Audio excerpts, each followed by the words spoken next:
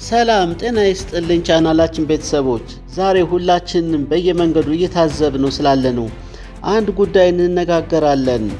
በየመንገዱ በየመጠለያው በየህንጻው ስር ቆመው አካውንት ክፈቱ፣ ሎተሪ ጣለው፣ ተቀማጭ ይኑሮ እያሉ በድምጽ ማጉያም በድምጻቸውም የሚጮሁ የባንክ ሰራተኞችን ማየት የተለመደ ሆነዋል። ለመሆኑ እነዚህ በየዓመቱ ቢሊየን አተረፍን የሚሉ ባንኮች ለምን እንደዚህ ዝቅ ብለው በየመንገዱ መለመን አስፈለጋቸው? ለምንስ እንደ ዓለም ላይ እንዳሉ ሌሎች ባንኮች ዘመናዊ ስልት ተጠቅመው ህዝቡን ራሱ ፈልጓቸው እንዲመጣ ማድረግ አቃታቸው? ዛሬ የባንኮቹን ምስጢርና ከጀርባ ያለውን አስገራሚ ሁኔታ እንፈትሻለን። እስከ መጨረሻው አብራችሁን ቆዩ። ባንኮች በየመንገዱ ሰው እያስቆሙ ዲፖዚት እኛ ጋር ክፈቱ ሲሉ ማየት የተለመደ ነው። ከዚህ የተሻለ መንገድ የለም ወይ የሚል ጥያቄ ማንሳቱ ተገቢ ነው። ባንኮች ለምን ወደዚህ አይነት የመንገድ ላይ ልመና የመሰለ ስልት ውስጥ እንደገቡና ከጀርባ ያሉ ሁኔታዎች በጥቂቱ እናያቸው። አንደኛ፣ የገንዘብ እጥረት ሊኩዊዲቲ ክራይሲስ። ባንኮች በየዓመቱ ቢሊዮን አተረፍን ቢሉም ያ ትርፍ በአብዛኛው በወረቀት ላይ ያለና ለብድር የዋለ ነው። በእጃቸው ላይ የሚንቀሳቀስ ጥሬ ገንዘብ ወይም ካሽ ግን ሁልጊዜ እጥረት አለባቸው። ብድር ለመስጠትና ስራቸውን ለማስቀጠል አዲስ ተቀማጭ ዲፖዚት የግድ ያስፈልጋቸዋል። ሁለተኛው የሪፖርት ፉክክር ነው፣ የታርጌት ፕሬዠር። የባንክ ሰራተኞች በየዓመቱ የሚሰጣቸው ታርጌት በጣም አስጨናቂ ነው። አንድ ሰራተኛ በወር ወይም በዓመት እንዲሰበስብ የሚጠበቅበት የገንዘብ መጠን ካልሞላ ከጥቅማ ጥቅሙ አልፎ እስከ ስራ መባረር ሊያደርስ ይችላል። ይህ ጫና ነው ሰራተኞቹን ወደ መንገድ የሚያወጣቸው። ሶስተኛው አንባንክድ የሆነውን ማህበረሰብ ለመድረስ ነው። አሁንም ቢሆን ከፍተኛ የገንዘብ ዝውውር የሚያደርገው ለምሳሌ ነጋዴው፣ የቀን ሰራተኛው፣ በትንሽ ንግድ ላይ ያለ ማህበረሰብ ባንክ የመሄድ ልምዱ ዝቅተኛ ነው። ባንኮች እሱ ወደ እኛ ካልመጣ እኛ ወደ እሱ እንሂድ የሚል ስሌት ነው ወደ መንገድ የሚወጡት። የተሻለ ስትራቴጂ ለምን አጡ? በእርግጥ ካደጉ ሀገራት አንጻር ሲታይ የኢትዮጵያ ባንኮች የማርኬቲንግ ስልት ጥሬ ወይም ፕሪሚቲቭ ነው ማለት ይቻላል። የተሻሉ ስልቶች ጠፍተው ሳይሆን በሚከተሉት ምክንያቶች ወደ ተግባር አይገቡም። አንደኛው የቴክኖሎጂ ውስንነት ነው። በዲጂታል ባንኪንግ አፕ ላይ ብቻ ተመስርቶ ደንበኛ ለማግኘት የኢንተርኔትና የስማርትፎን ስርጭቱ ገና ነው። ሁለተኛው የአስተሳሰብ አንድነት ነው። አንዱ ባንክ መንገድ ላይ ወጥቶ ሲጠይቅ ሌላው ደንበኛ እንዳይቀማኝ በሚል ተመሳሳይ ነገር ያደርጋል። ሶስተኛ የአገልግሎት ጥራት መመሳሰል። አብዛኛው ባንክ የሚሰጠው የአገልግሎትና ወለድ ተመሳሳይ ስለሆነ ደንበኛውን በልዩ ስጦታ ወይም በፈጠራ ከመሳብ ይልቅ በቅርበት መንገድ ላይ በማግኘት መያዝን ይቀላቸዋል። ቢሊየን እያተረፉ ለምን ይዋረዳሉ? በኮቴሽን ውስጥ ባንኮች ሪፖርት የሚያደርጉት ትርፍ ከሀገሪቱ ዋጋ ግሽበት ኢንፍሌሽን አንጻር ሲታይ ይህን ያህል ትልቅ ላይሆን ይችላል። በተጨማሪም ትርፉ የሚመጣው ከወለድና ከውጭ ምንዛሪ ሽያጭ በመሆኑ ያንን ስራ ለመቀጠል የህዝቡ ተቀማጭን ገንዘብ እንደ ነዳጅ ያገለግላቸዋል። ነዳጅ ካለቀ ኢንጂኑ ባንኩ ይቆማል። በአጠቃላይ ይህ ሁኔታ የሚቀየረው ባንኮች በቴክኖሎጂ ሲዘምኑ፣ የገንዘብ ዝውውሩ ሙሉ በሙሉ ዲጂታል ሲሆንና የሰው ኃይላቸውን ከመንገድ ይልቅ በፈጠራ ስራ ላይ ሲያሰማሩ ብቻ ነው። እስቲ አሁን ደግሞ ዲጂታል ባንኪንግና አዲሱ የማክሮ ኢኮኖሚ ማሻሻያ የኢትዮጵያን ባንኮች ህልውና በአሁኑ ሰዓት እንዴት እየቀየሩት እንዳለ እንመለከታለን። አንደኛ፣ የዲጂታል ባንኪንግ ግፊት፣ የዲጂታል ፑሽ። ባንኮች መንገድ ላይ ወጥተው ከመጮህ ይልቅ ወደ ስልካችን ለመግባት የሚያደርጉት ጥረት እየጨመረ ነው። ከወረቀት ወደ ዳታ። አሁን ላይ ባንኮች የደንበኞቻቸውን የገንዘብ እንቅስቃሴ ትራንዛክሽን ሂስትሪ አይተው ያለምንም ማስያዣ ኮላተራል ብድር መስጠት ጀምረዋል። ለምሳሌ እንደ ምቹ፣ ኦሮሚያ ባንክ ወይም ሲቢኢ ብር ያሉ መተግበሪያዎች ናቸው። የወጪ ቅነሳ። አንድን ደንበኛ መንገድ ላይ ቆሞ ከማስከፈት ይልቅ በስልኩ እንዲከፍት ማድረግ ለባንኩ የሰራተኛና የቢሮ ኪራይ ወጪን ይቀንሳል። ፉክክር። እንደ ቴሌብር ያሉ ፋይናንስ አገልግሎቶች ወደ ገበያው መግባት ባንኮች ካላዘመንን እንበላለን በሚል ስጋት ውስጥ ጥሏቸዋል።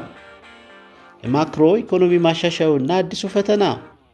የኢትዮጵያ መንግስት በቅርቡ ተግባራዊ ያደረገው የኢኮኖሚ ማሻሻያ በተለይ የውጭ ምንዛሬን ተመን በገበያ እንዲወሰን ማደረጉ በባንኮች ላይ ትልቅ ጫና አምጥቷል። ዘርዘር አድርገን እንመልከተው። የውጭ ምንዛሬ ግኝት። ቀደም ሲል ባንኮች ትርፋቸውን የሚያጋብሱት ከውጭ ምንዛሪ ሽያጭ ነበር። አሁን ግን የጥቁር ገበያውና የባንኩ ተመን ስለተቀራረበ ባንኮች በውጭ ምንዛሪ ለማትረፍ እውነተኛ ፉክክር ውስጥ ገብተዋል። የወለድ መጠን ኢንተረስት ሬት። ብሔራዊ ባንክ የወለድ መጠኑ በገበያ እንዲወሰን ማድረጉ በባንኮች ተቀማጭ ገንዘብ ለማግኘት ሲሉ የተሻለ ወለድ ለደንበኛው እንዲሰጡ ያስገድዳቸዋል። ይህ ደግሞ መንገድ ላይ ከመለመን ይልቅ ጥሩ ወለድ በመስጠት የመወዳደር ባህልን ሊያመጣ ይችላል። የውጭ ባንኮች መግባት። የውጭ ባንኮች ወደ ኢትዮጵያ መግባት ሲጀምሩ አሁን ያሉ ባንኮች በለመዱት ባህላዊ መንገድ መቀጠል አይችሉም። ቴክኖሎጂና በአሰራር ካልዘመኑ በስተቀር ገበያው ለውጭ ባንኮች አሳልፈው ሊሰጡ ይችላሉ። ባንኮች መንገድ ላይ ቆመው የሚጠይቁት የድሮ አሰራር ገና ስላለቀቃቸው ገንዘብ ጥማቸው ስላልበረደ ነው። ነገር ግን የውጭ ባንኮች ውድድርና የዲጂታል አሰራር መስፋፋት ይህን አሰልቺ ልምድ ቀስ በቀስ እንዲቀየር ያደርገዋል። አንድ የታዘብኩት ነገር አሁን ላይ ብዙ ባንኮች መንገድ ላይ ከመቆም ይልቅ በማህበራዊ ሚዲያ በታዋቂ ሰዎች ኢንፍሉዌንሰርስ በኩል ማስታወቂያ ለመስራት ብዙ ገንዘብ እያፈሰሱ ነው። ይህም አንድ የለውጥ እርምጃ ነው። በሌላ አቅጣጫ ደግሞ ባንኮች ለምን ለተራው ሕዝብ ብድር ሰጥተው ተቀማጭ አይሰበስቡም የሚለው እናያለን። በኢኮኖሚ ቋንቋ ፋይናንሻል ኢንክሉዥን ሁሉን ያሳተፈ የፋይናንስ ስርዓት ይባላል። ባንኮች ይህ ጠፍቷቸው ሳይሆን ወደ ስራ እንዳይገቡ የያዟቸው ግዙፍ ምክንያቶች አሉ። እስቲ እንመልከታቸው። አንደኛ፣ የዋስትና ኮላተራል አባዜ። የኢትዮጵያ ባንኮች ብድር ለመስጠት የሚጠይቁት ዋስትና በአብዛኛው ቤት ወይም መኪና ነው። ዝቅተኛው ማህበረሰብ ደግሞ ይህ የለውም። ባንኮች የማይንቀሳቀስ ንብረት የሌለው ሰው ብድር ቢበላኝ እንዴት አስመልሳለሁ የሚል ስጋት አለባቸው። ሁለተኛው ካሽ ፍሎ ቤዝድ ሌንዲንግ ነው። በስራ እንቅስቃሴ ላይ ተመስርቶ ብድር መስጠት ገና በጅምር ላይ ነው። የአሰራር ወጪ ኦፕሬሽናል ኮስትም አለ። ለአንድ ትልቅ ባለ ሀብት 100 ሚሊዮን ብር ማበደርና ለ1000 ጥቃቅን ነጋዴዎች 100,000 ብር ማበደር ለባንኩ እኩል አይደለም። ለባለ ሀብቱ አንድ መዝገብ፣ አንድ ግምገማ፣ አንድ ክትትል ብቻ ነው የሚያስፈልገው። ለጥቃቅን ነጋዴዎች 1000 ፋይል መክፈት፣ 1000 ቦታ ሄዶ ማየትና መከታተል ይፈልጋል። ይህ ደግሞ ብዙ የሰው ኃይልና ወጪ ይጠይቃል። ባንኮች ደግሞ ቀላሉንና ትርፋማውን መንገድ ይመርጣሉ። አነስተኛ ብድር ማይክሮፋይናንስ ላይ ብቻ መተማመን። ባንኮች ለረጅም ጊዜ እኛ ትላልቅ ብድሮችን ነው የምንሰጠው፣ ትናንሾቹን ማይክሮፋይናንስ ተቋማት ይስሩት የሚል ክፍፍል ፈጥረው ቆይተዋል። ይህ ግን ህዝቡ ከባንክ እንዲርቅና ባንኮቹ ደግሞ ዲፖዚት እያሉ መንገድ ላይ እንዲለምኑ አድርጓቸዋል። ለምን ስልቱን አይቀይሩም? መፍትሄው ምንድን ነው? ባንኮች ካላበደሩ ደንበኛው ተቀማጭ ገንዘብ የመያዝ ፍላጎቱ ዝቅተኛ መሆኑ አይቀሬ ነው።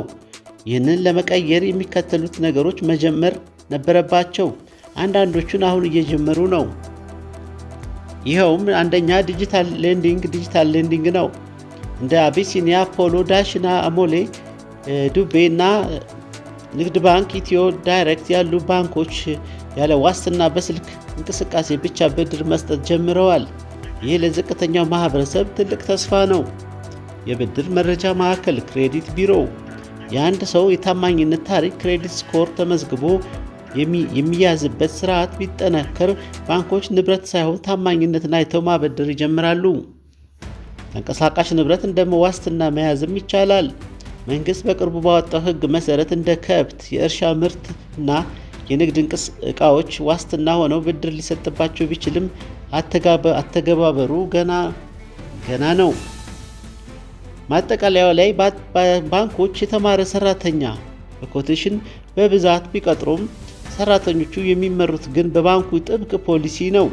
ባንኩ ቤት ከሌለው ሰው ጋር አትነጋገር ካላቸው ሰራተኛው ምንም የተማረ ቢሆን ማድረግ የሚችለው ነገር የለም። ባንኮች መንገድ ላይ ቆመው ከመጠየቅ የሚገላገሉት ዝቅተኛ ማህበረሰብ ዘንድ ወርደው ብድር ብትፈልግ እኛ አለን ማለት ሲጀምሩ ብቻ ነው። ያኔ ደንበኛው ራሱ ፈልጓቸው ይመጣል።